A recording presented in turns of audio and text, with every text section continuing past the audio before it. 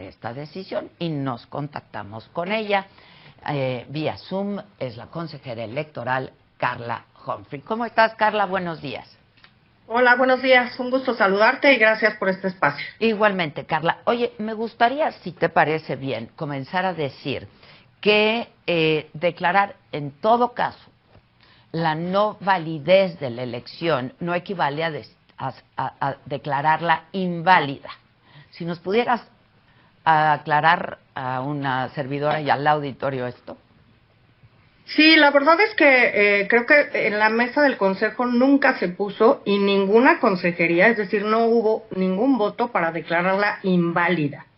Se puso sobre la mesa una determinación o una posición para declararla no válida, cosa que a mi juicio jurídicamente no existe, porque si tenemos la posibilidad de declararla válida, la única otra posibilidad es declararla inválida. A estas dos posibilidades le recae una consecuencia jurídica. Declarar una elección válida es decir que se van a entregar las constancias de mayoría. Declararla inválida es negar la entrega de las constancias de mayoría a las personas ganadoras.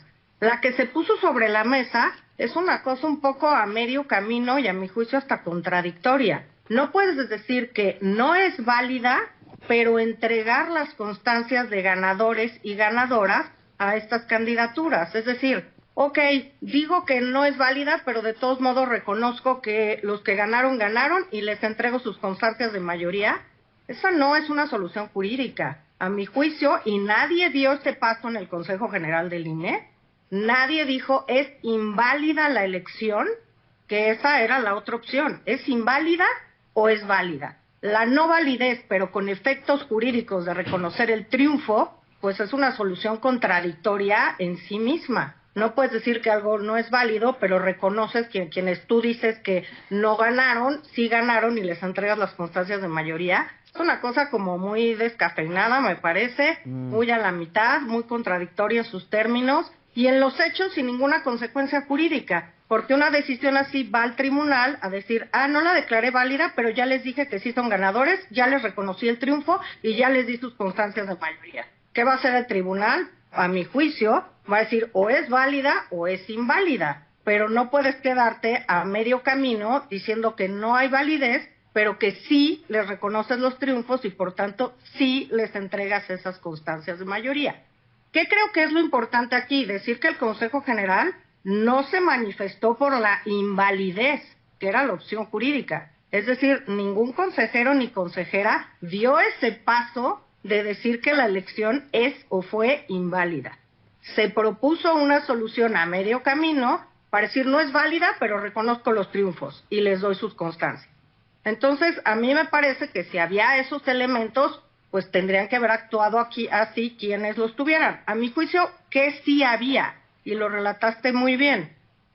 Encontramos boletas apócrifas, encontramos aperturas de paquete, tenemos ya denuncias presentadas porque entraron en Chiapas a las casas de las y los presidentes de casilla para llevarse los paquetes electorales. Encontramos la misma caligrafía y la misma secuencia en la votación. Encontramos también paquetes electorales abiertos sin también la lista nominal de electores. Encontramos casillas con más del 100% de participación, lo cual es imposible, y obviamente incluso casillas con el 100% de participación, pues es algo que tampoco se ha dado nunca. Pero entonces... Y por tanto, ¿qué hicimos como consejeras y consejeros? Y aquí participamos todos. Hicimos un ejercicio después de la jornada electoral para ver todas estas irregularidades.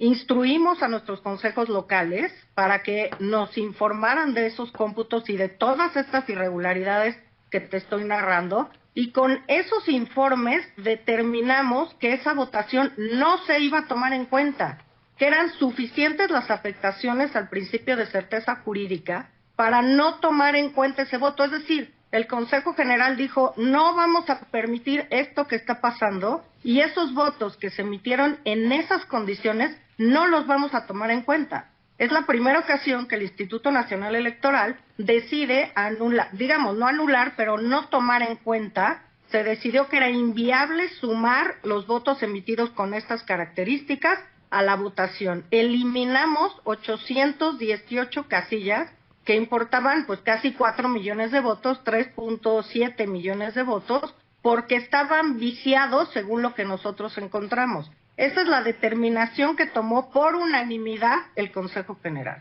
Ahora, de ahí, además, ya se presentaron las denuncias correspondientes. Yo solicité una investigación incluso interna, porque ya tenemos denuncias presentadas contra capacitadores, asistentes electorales, contra supervisores electorales, porque en muchos de los temas se requirió necesariamente alguna complicidad de funcionarias y funcionarios electorales, y por eso se van a hacer estas investigaciones para deslindar las responsabilidades y pues por último también seguir actuando con las personas funcionarias y funcionarios públicos no del INE que también participaron en estos temas para que también sean sancionados.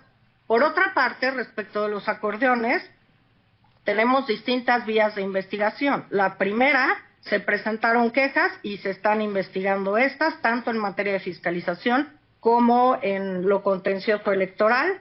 Por otro lado, también, por unanimidad también aprobamos una medida cautelar para que no se utilizaran el día de la jornada, y en casillas donde tenemos en las actas que se reportó que se estaban utilizando estos acordeones y que nuestros funcionarias y funcionarios actuaron y les dijeron a estas personas que no podían estar en las inmediaciones de las casillas utilizando o repartiendo estos acordeones, y no cesaron esas conductas, también anulamos esta votación.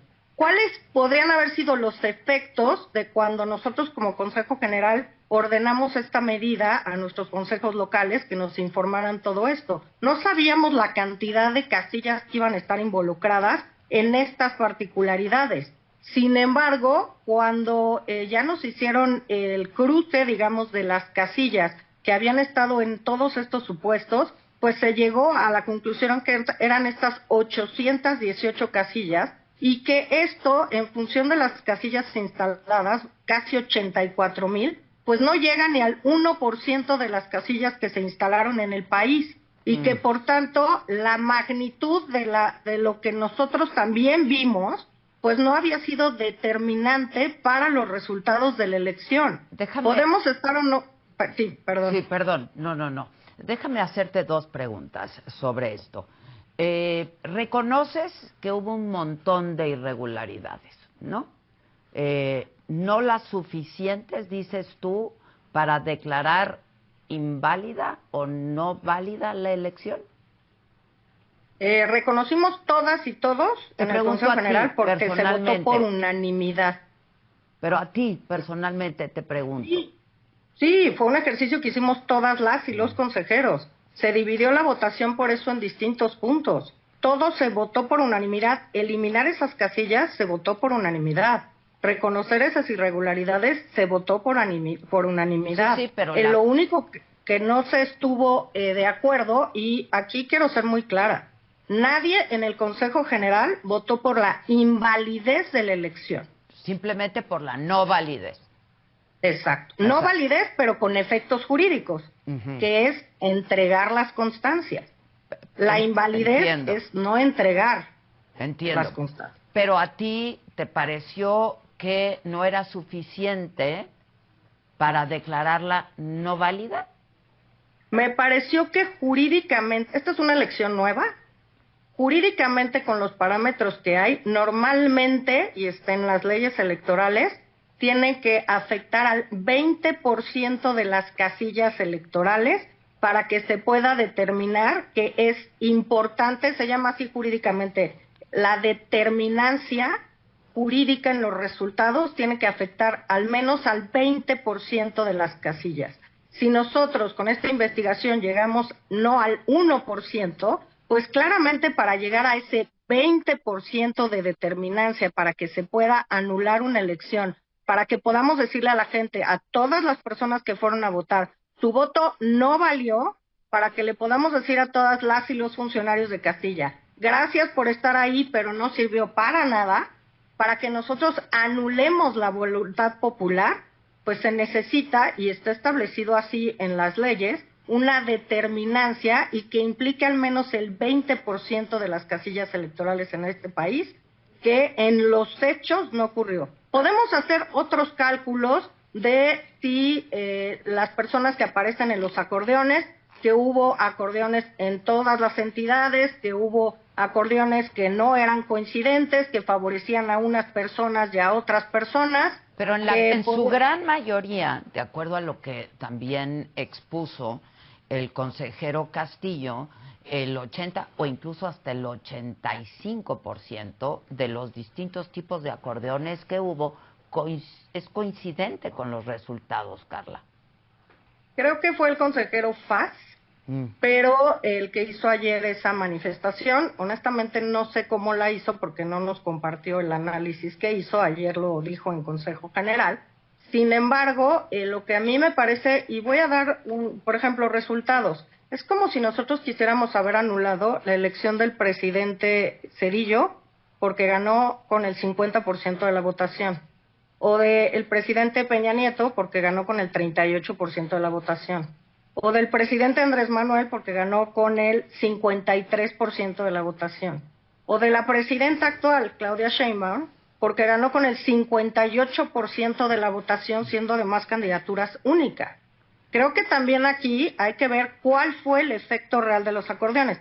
Yo te quiero preguntar, Adela, ¿tú fuiste a votar? Sí. ¿Y a ti te implicó te vinculó, no sé si tuviste en tu mano un acordeón, eso te generó alguna presión para votar por las personas que aparecían ahí? O incluso para no votar por estas personas que aparecían ahí. No, pero hay muchísima gente, que llevaba su acordeón y simplemente lo copió. Podía no hacerlo, pero lo copiaron. O sea... Bueno, aquí es otra falta importante. La compra y coacción del voto es un delito electoral. Tiene que estar claramente probado para, obviamente, como es un delito y amerita, obviamente, sanciones que pueden ser de multa o de cárcel, pues claramente tiene que estar probado. La Autoridad Electoral Nacional, el INE, no es la autoridad encargada de los delitos electorales. Esa es la Fiscalía para los delitos electorales, ante la cual ya presentamos también denuncias desde antes de la jornada electoral por los acordeones. Les dimos vista a la Fiscalía con las denuncias que nos habían presentado justamente por el tema de los acordeones. Pero implicar que toda la gente fue a votar exactamente por las personas que aparecían en los acordeones, me parece que no está sustentado jurídicamente. Y también te diré otra cosa, que pues las personas que están ahí y que estaban en funciones tenían más visibilidad y eran más conocidas. Sí, eso puede ser inequitativo, pero esa es la reforma que se planteó, que las personas que estaban en sus cargos también podían contender por primera vez también para ocupar sus cargos. Y claramente tenían mayor visibilidad algunas de estas personas o muchas de estas personas que ya estaban en funciones y que querían ocupar nuevamente o mantenerse en su cargo. Son más visibles, han tenido espacios en medios, han tenido que sostener algunas posiciones y mediáticamente eran más conocidas. Seguramente te pasó a ti, como me pasó a mí, a nivel local me costó mucho más trabajo determinar por quién iba a votar, porque pues son más visibles unas candidaturas a nivel nacional que las locales, y bueno, pues tuve que hacer ese trabajo de ver quiénes eran, cuál era su trayectoria, qué estaban proponiendo, para poder asumir pues con mi voto a quién iba a apoyar o no con esas candidaturas. Entonces, sí, en efecto, vimos el tema de los acordeones, actuamos, pusimos denuncias, dimos vistas, estamos desde fiscalización corriendo también las investigaciones para ver si se puede determinar el origen de los recursos con los que se pagaron estos acordeones, digamos, producidos, impresos y difundidos. ¿Cómo lo vamos a hacer? Bueno, pues aquí hay que tener una estrategia de investigación que va a resultar compleja, porque ver quién de todas las imprentas en nuestro país hizo esta impresión, o dónde se fotocopiaron, o quién pagó, cuáles fueron los recursos con los que se pagaron estos acordeones, pero la estamos haciendo. Y si nos lleva a una candidatura o unas candidaturas en concreto, se le sumará al tope de gastos de campaña de esa candidata o candidato y si ya tiene su constancia de mayoría, se le va a retirar esa candidatura si esto implica que, por ejemplo, pueda rebasar el tope de gastos de campaña. Pero esas investigaciones actualmente las está haciendo la Unidad Técnica de Fiscalización. Entonces, creo que habría que dividir muy bien qué es lo que pasó en esta elección y por qué no el Consejo General no propuso la invalidez de la elección, sino esta cuestión que se queda un poco intermedia de la no validez, y es decir, tú ahora, tribunal, resuelve. Déjame preguntarte esto, ¿el INE tiene competencia de declararla inválida? Tenemos por primera vez, bueno, no por primera vez en este proceso, declararla válida o inválida, no de anular. Ese debate jurídico tampoco existe. Nuestra atribución jurídica no llega para anular la elección, declararla válida y inválida. Por eso, ¿qué hubiera en esta plática contigo... Ajá. ¿Qué hubiera pasado, perdón, en todo caso, si la hubieran declarado inválida? Declararla inválida tenía como consecuencia jurídica no reconocer los triunfos de las y los ganadores y, por tanto, no entregarles las constancias de mayoría. Y se iba al tribunal. Es decir, el tribunal, obviamente, pues se iba a impugnar por las personas ganadoras, evidentemente, y esto lo iba a tener que resolver el tribunal, como todo lo tiene que resolver el tribunal. Sí, el INE no tiene la última palabra de nada de lo que sucede en las elecciones, porque se impugna. Ahora, no sé si sea un asunto semántico esto de la no validez y la invalidez. Supongo, no lo sé, pero tú lo entenderás mejor y nos lo podrás explicar, que al declararla, si tú hubieras votado por la no validez, pues no se le hubieran dado las constancias de mayoría, ¿o sí? Es que ese es mi problema con este posicionamiento contradictorio. La invalidez tiene como única consecuencia no entregar los resultados, las constancias de mayoría, porque yo no estoy reconociendo que la elección fue válida. La validez trae como consecuencia entregar las constancias jurídicas. Ya. Quedarnos a medio camino. Pero tú de cualquier y decir forma, no es válido. Vamos a suponer, ¿no? Imaginemos que el planteamiento era validez o invalidez. ¿Tú igual hubieras votado por la validez? Tendría que haber hecho ese ejercicio, pero la invalidez supone necesariamente no entregar constancias. Sí, pero... A mí me parece, lo digo en estos términos, que en este debate que se está generando y que si por un voto o no, nadie votó por la invalidez. Y lo que se puso sobre la mesa es la no validez con la entrega de constancias. Es decir, la no validez sin efectos jurídicos. La no validez reconociendo el triunfo de las y los candidatos ganadores. Bueno, quizá como era abogada, para dejar un me cuesta precedente. muchísimo sostener pues un punto tan contradictorio, porque no digo no es inválida, es no válida, pero les entrego las constancias. Quizá era para sentar un precedente de la suciedad o lo fraudulento de la elección.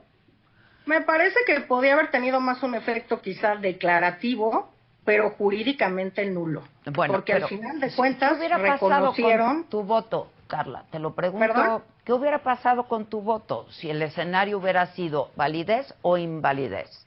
Y Mi voto me parece que lo hubiera mantenido en las mismas condiciones, porque por todo lo que te contaba, el tema es que las casillas implicadas en todas las irregularidades que tú señalaste al principio y que nosotros investigamos y tenemos documentado, a ver, como autoridades nosotros no podemos solamente basarnos en los dichos, tenemos que tener pruebas y a veces quedamos en esto, ¿no? A ver, yo lo decía ayer, pues unas veces estás de un lado porque retiras la candidatura a candidatos a gubernaturas y entonces todo el mundo se te viene encima. Y en otra ocasión porque estás declarando que es válido, reconociendo, porque claro que no estoy ciega.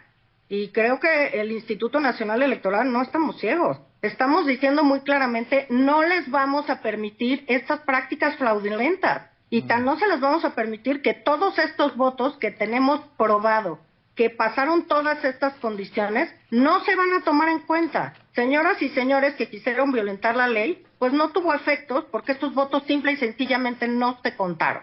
No se tomaron en cuenta para la sumatoria final, los restamos de esa votación, casi 4 millones de votos, porque estaban justamente implicados o viciados por su emisión o desde su emisión. Eso es lo que estamos diciendo. Nos estamos haciendo cargo de esto que sí sucedió, que sí vimos y que no vamos a dejar pasar. Y quiero decirte otra cosa muy puntual. Casi el 70% de todos estos problemas en las casillas se dio en el estado de Chiapas.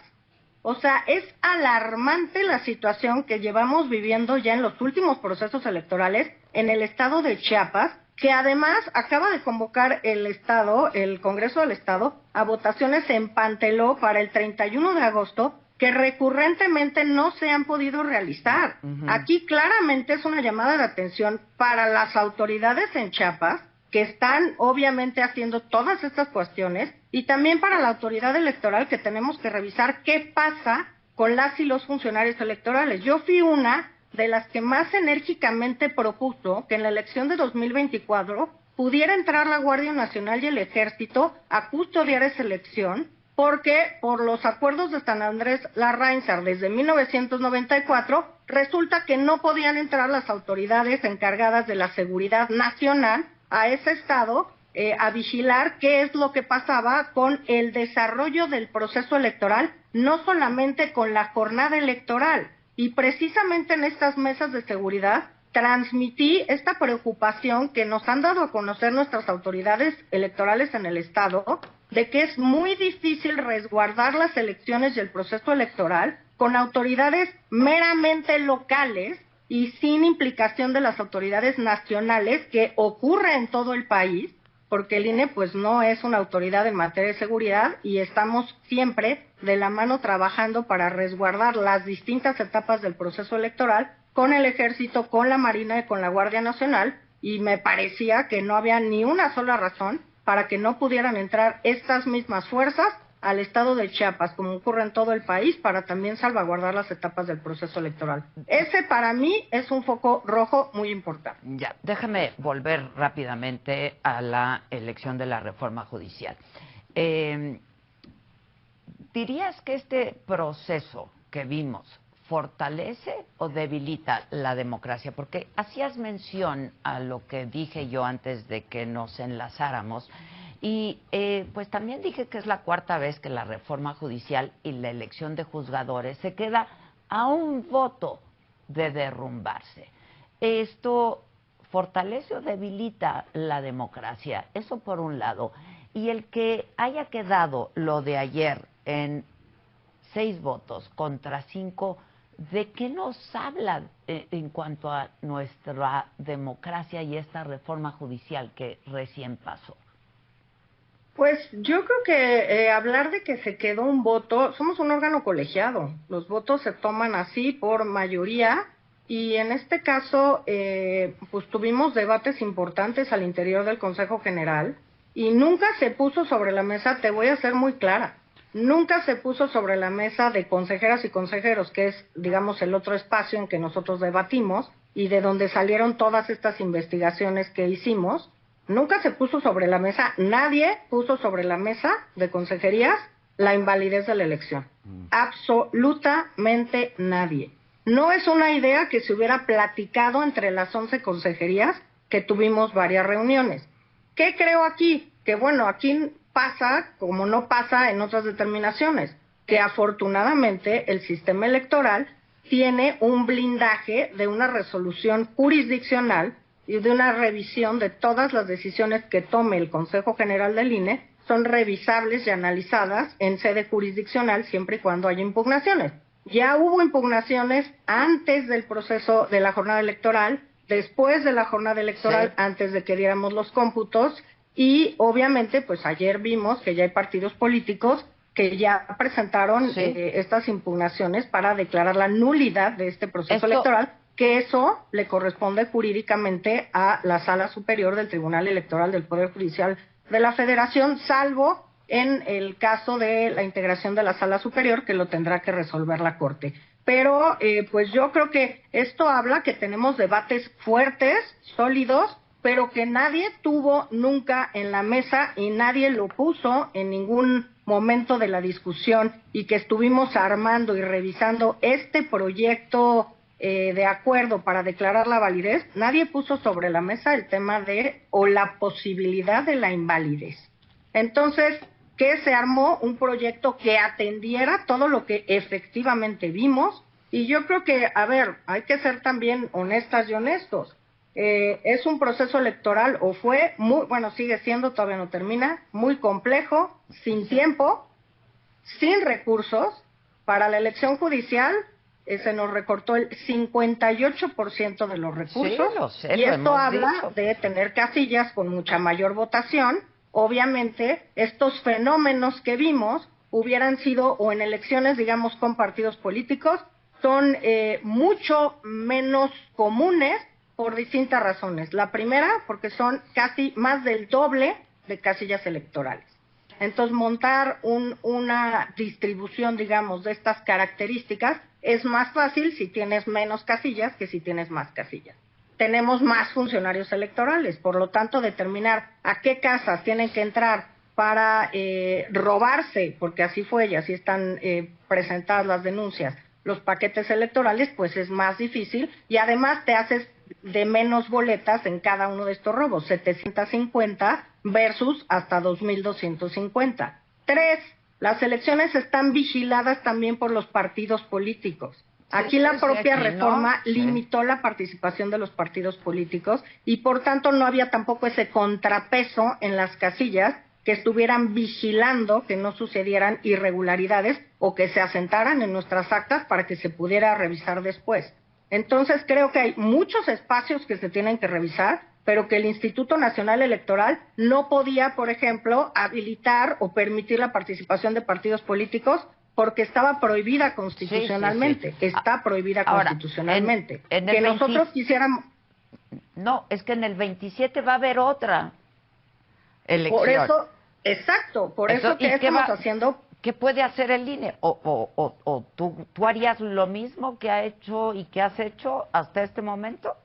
No, creo que hay que cambiar muchas cosas, y creo que una ventana muy importante de oportunidad es el voto electrónico. Si pudiste ingresar a la página del INE a Conóceles para practicar tu voto, ahí aparecían las boletas electorales, y creo que esa es la antesala del voto electrónico. Sí se puede tener votación electrónica, sí se puede bajar costos, sí se puede tener mayor vigilancia, sí se pueden tener mejores condiciones de organización, y creo que faltó, por ejemplo, publicidad para las candidaturas, que la gente tuviera oportunidad de conocer de mejor forma a las y los candidatos. No se amplió el tiempo en radio y televisión del INE para poder otorgar estos tiempos a las candidaturas.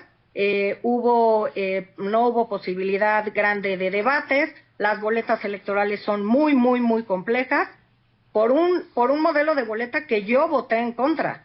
A mí justamente no me gustaba el modelo de rellenar a mano con números. Creo que era mejor rellenar al lado del nombre de la persona. Y no eran todas iguales, con una seña. Distintos tamaños.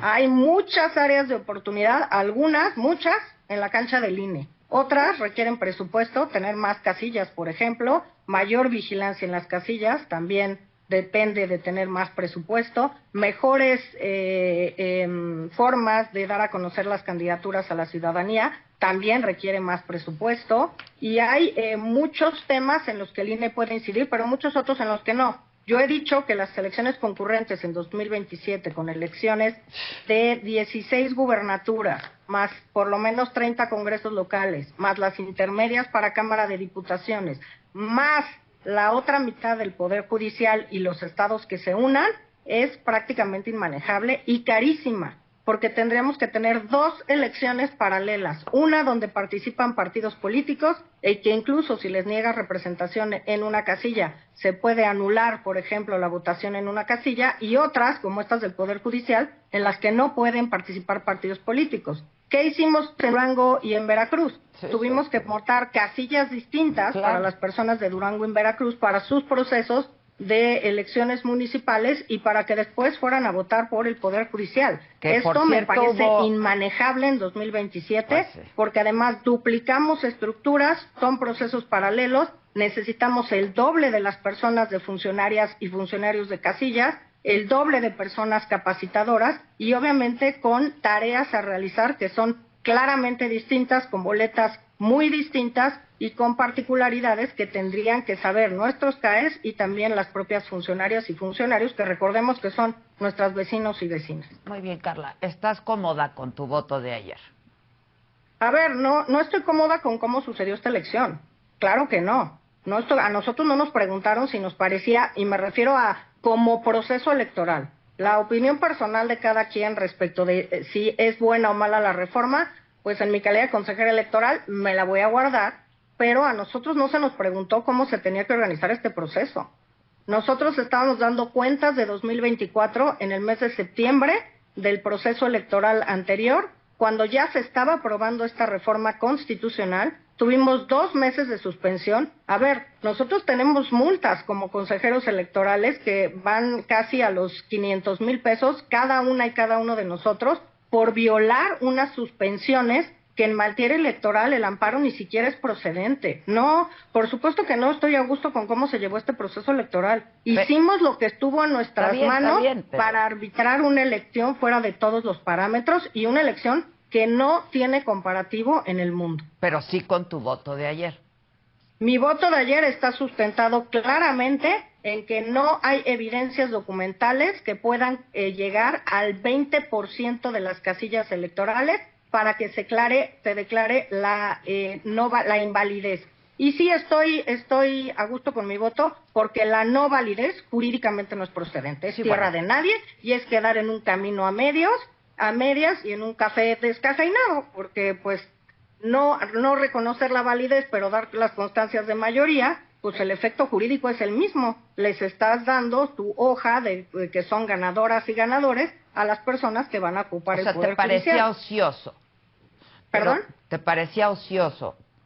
Pero me parece que no tiene ningún sentido si no tiene consecuencias jurídicas. Sí, bueno, y la consecuencia jurídica de la invalidez es no dar las constancias de mayoría. No decir, no la reconozco como válida, pero sí les doy las constancias. A ver, tu atribución es declaras inválida o válida una elección.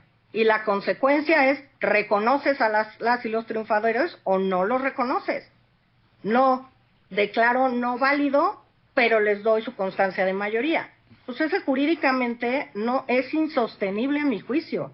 Yo no podía haber acompañado ni por las evidencias que sí recuperamos y que sí tuvimos y que sí tuvieron consecuencias jurídicas, la invalidez, ni por las consecuencias de al final reconocer el triunfo. Es un poco decir, bueno, o sea, sí lo vimos, no nos gustó, pero de todos modos reconozco el triunfo. Pues, o sea, o estás de un lado o estás del otro. Muy bien. Carla Humphrey, muchas gracias y muy buenos días. Gracias a ti por este espacio. Gracias. Vamos a